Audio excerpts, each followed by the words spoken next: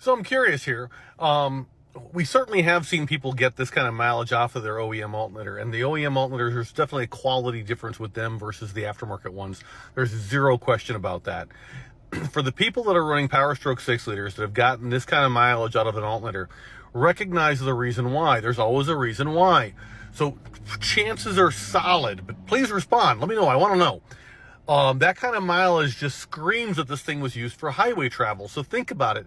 At full operating temperature, just keeping this thing idling or keeping this thing driving down the road, it only pulls 25 amps. It's nothing, right?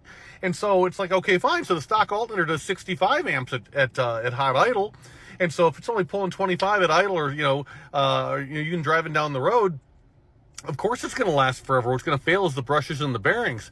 The people that kill their alternators in Power Stroke land, in Power Stroke Solicitor land, are the people that run these things in city driving. So they're constantly, every morning they're starting their truck, they're driving 5 miles, and then they're shutting it off again. So the glow plug draw is excessive, and this is the reason why the voltage regulators fail, because the alternator spends its life playing the little engine that could. I think I can. So if you're an over-the-road person and you're like, man, I'm a hot shotter. I start my truck one time in the morning. I plug it in at night religiously south of, if it's 45 degrees outside, I'm plugging the stupid thing in. If you do that, your glow plugs will have to stay on a lot less time. So that's also a way to limit your need to buy a bigger alternator, right? And so, I just talked to a customer in Hawaii, and he's like, hey, I'm reading about these 240 amp alternators, these 320 amp alternators. Dude, you live in Hawaii. You got a stock sound system. You don't even have a winch. So you've got a stock sound system. You don't even have a winch. There's nothing that you need here. You live in Hawaii. So, sure, if you're primarily doing city driving, maybe take a look at our 185 that does 130 amps at cold idle, and life is pretty darn good for you.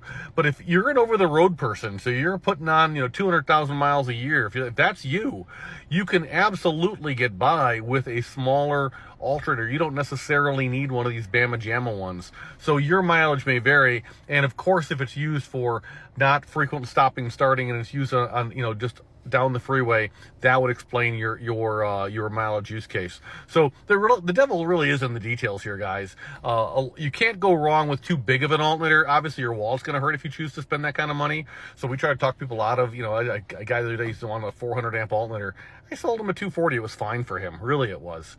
And so, if you wanted the 400, and we have people do that all the time too, right? I'm buying it if not from you, from somebody else. Okay, I'll take your money. But if we can get you right sized to something, that's just a better way. So, FICMRepair.com. We're all in this together. Appreciate the comment. Thank you. Like, subscribe, repost. Let's pay it forward, okay? Thanks very much.